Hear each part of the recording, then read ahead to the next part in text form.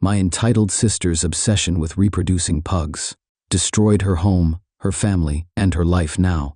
She's homeless, broke, and still hoarding animals in filthy conditions. My sister for years believed she could make a living reproducing pugs. She used to have a reproducing pair she named after sibling characters. Ironically, the first time the female got pregnant, I had to help with the birth. And that pug had like 10 puppies. It was months of dealing with a stinky puppy pen, and my nephews and I having to take care of them while my sister wasn't home. She managed to find homes for all but one of the puppies, and the final one she refused to sell because he was too cute. I knew it. I knew from the start that she'd want to keep one of the puppies for herself. She denied it. But then she did. Just to try and make it look like she wasn't keeping the puppy because she didn't want to sell him, she claimed she was giving him to her sons, and he'd be their dog. That was complete and utter nonsense, and we all knew it. That third pug was a menace, and it only made all 3 pugs one terrible group of troublemakers. They urinated on the floor so much, they rusted out the vents. And my nephews didn't really take care of the third pug as my sister claimed they were supposed to as their dog. So she threatened that she'd give away the third pug many times, but didn't, and would cry if called out on it because he's too cute. After like 2 years of that, it finally was too much for her, and she gave the third pug away. She couldn't sell him like the prior puppies because he was full grown and neutered. Somehow the mother pug didn't have another pregnancy that took until my sister was evicted from the family property. We were kinda thankful for that. I ended up taking care of these pugs as much as my nephews while my sister wasn't home. The first pug that became the papa dog wasn't so bad, but the female that became the mama was a nightmare for a while. That dog developed some twisted need to poop exclusively on my sister's bed. My sister once came home to, I kid you not, 9 piles of poop from that one pug on her bed. I'd see this dog come running into the bedroom after going outside, jump on the bed, give you a look like she doesn't care what you think, and she would drop a deuce wherever she felt like, which would usually be on the bed as soon as you weren't watching her. And this dog was punished for it many times, but she refused to stop. It got to the point where we had to keep her caged and the bedroom door perpetually closed.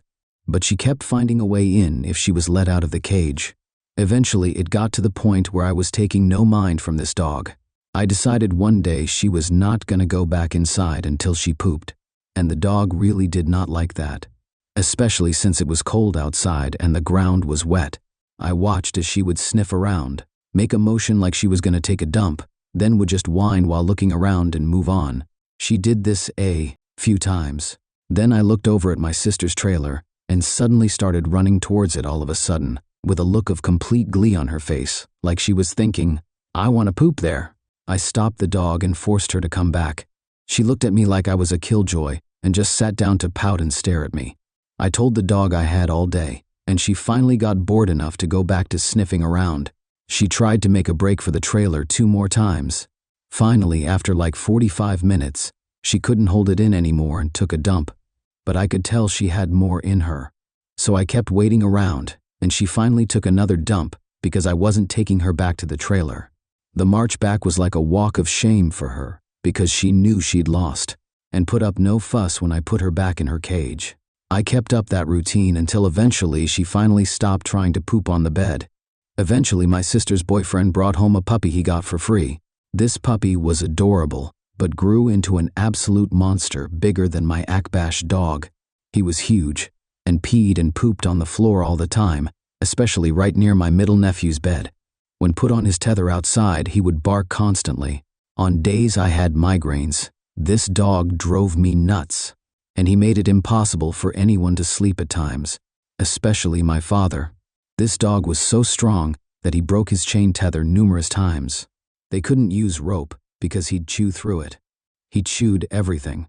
The 5th-wheel trailer my sister was living in on our property at the time she bought was brand new, and that dog just destroyed it even worse than the pugs did. That dog also destroyed plenty of stuff belonging to my nephews. Clothes, shoes, toys, anything it could get in its mouth. I had to fix my middle nephew's shelves with duct tape. We told my sister many times that she had to get rid of this dog, even gave her an ultimatum more than once. But she still refused. She finally sold the dog to someone who had one of the same breed and had wanted another one. and treated us like we'd ruined her life by making her get rid of this dog she could not handle. Soon after, my ex Bill took his kids away from there and refused to bring them back. Not long after, my sister was given the boot, and she was out by January.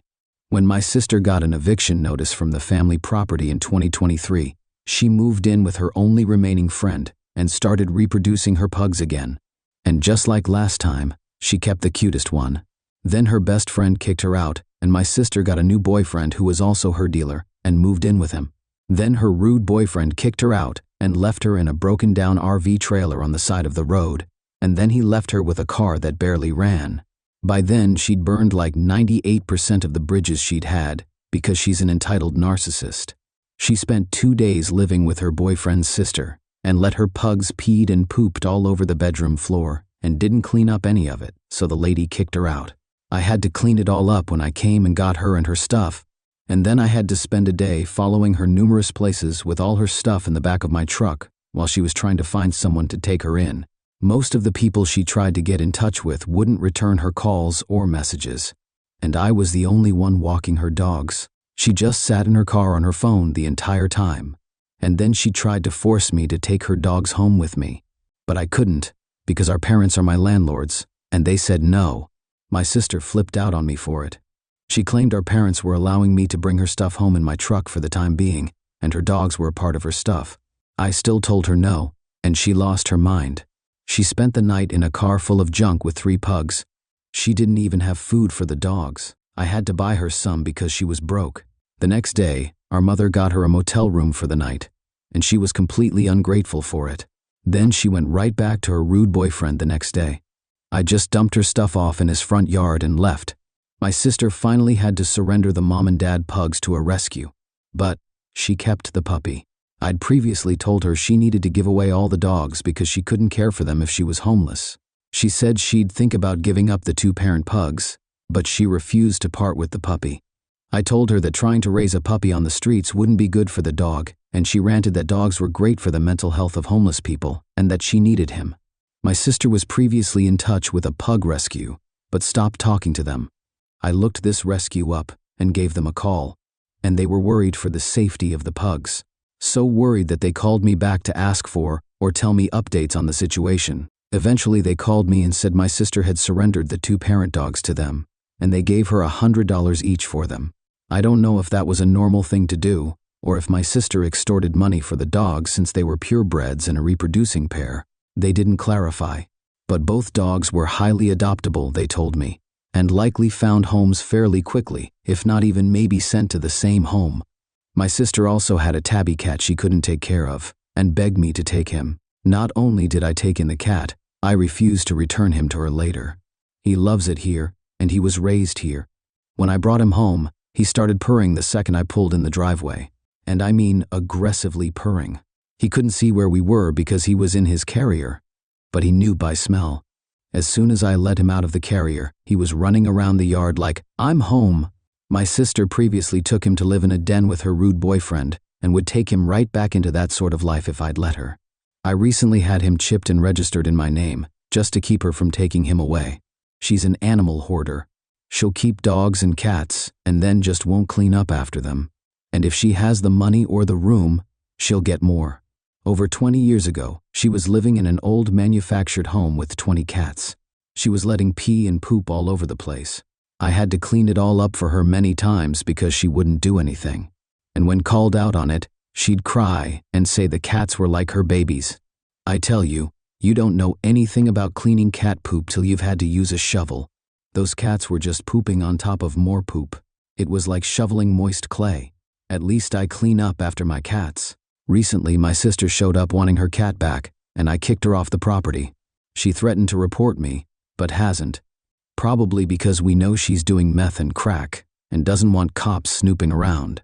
When she wasn't looking, I saw the cat run away from her and hide under my house, and normally he's friendly with everybody.